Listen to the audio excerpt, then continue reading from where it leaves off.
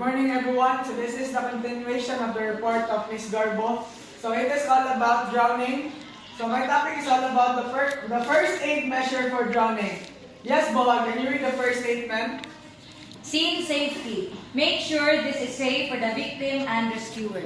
So, una na itong buhaton kay dapat ang scene is safety yun, di ba? Yes. Oo. So, atong, ano ko remember about sa atong seminar good sa fire. Oo. Atong 5 na safety sa mga ay 5 na buhaton nimo para safety ang inyong ano. So the first one is yourself. The second one is the environment. The third one is your body or the imuhang kauban. And the fourth one is the bystanders. And the last one is the Victim? victim. Yes, tama. Anong last man ang victim? Ay, wala mo ba kabalo kung conscious or unconscious? Pwede? Pwede siya, pero ikaw, yes? Desiree? Kailangan mo na ako muna kahit for example, para hindi palugangan ang victim para... Tama. Kinahanglan yun mo unang imuhang sarili, ang environment, ang imuhang bystanders, ang imuhang body kay isang pod, madungagan imuhang victim. Musamot na po ka, mas musamot na po ma-worst ang imuhang Ang situation, mas yes, complicated. imuhang situation.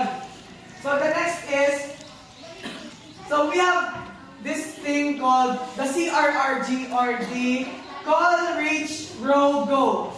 So the first one is call. Call the nearby person for help.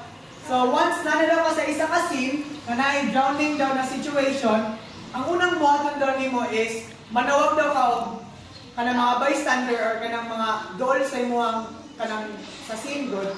And then the next one is reach. Try to reach the victim. Use the throw and tow method. So, hindi na kabalo din sa throw and tow. Atong circle na ka ng Gamit ang rope? Salvavida. Muna siya pag-throw and tow, padulong sa kuan. Pag-throw na mo, padulong sa individual na katong nalumos, then imo siyang itow. Saan ang tow? Birahon ang rope, birahon ang rope. Next. So, muna ang sunod sa call. Then the next one is the row. Row the victim if possible. So, muna tanong, pag umani mo bridge, imo na siyang ito if possible na mabilkan mo siya. Then the next one is go. Go yourself to rescue the victim if possible.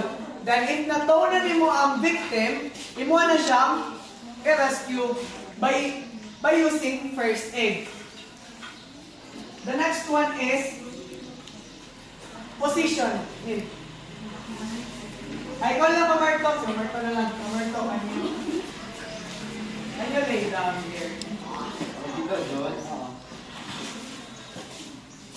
Forward pa gamay, Mert. Ay, Yan. so the first one is to position the victim on their back first. So, unsa daw ni ang position the victim on their back first or the supine position. So, kasi nakabalo nila kung saan ang supine position. Wala. Wala yung nakabalo. So, ingani ang... Sa spine. Dili. Martial ka lang, supine ba lang? Pagod lang. Sa spine. Oh, feel na ako sa spine. Sa spine ang targeton. So, ang buhaton is, di ba, nakakulog man siya. Ang imong buhaton is, imuhang ipahayang. Ano siya, oh? Sabay.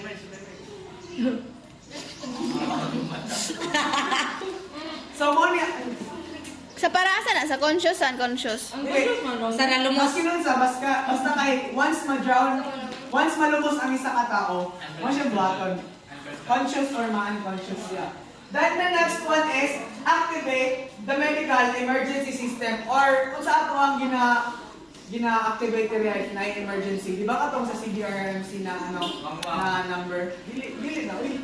Atong Hotline number nila. Hotline number nila. Then inform the medical emergency unit through phone. The last one is observe. So sa conscious na if ang individual ay ang nalumos is conscious, so kanin mo buhaton. Observe it carefully, then warn the victim by covering with blanket. So wala bang may blanket dali so makuha lang yung buhaton is i-demonstrate lang kung unsa ang pag-cover sa blanket sa individual. Ano siya may blanket. Imo na siyang i-cover. Pag-cover niya, imo siyang ipang-sulod ko, di pang ano mo? Ipit. Oo, ipang-ipit mo sa sulod. Anak, di po sa pikas. Then the next one is provide recovery position. So, kabalo naman kita na kung saan ang recovery position. Ano? Asa mo siya? Ayan, ano, imo siyang, ang imuhang, kung asa ka nakalingkod, dito po ni mo itaas ang iyahang kamot. Ano? Itaas ni mo ang iyahang kay tapos, imo siyang ipakilid.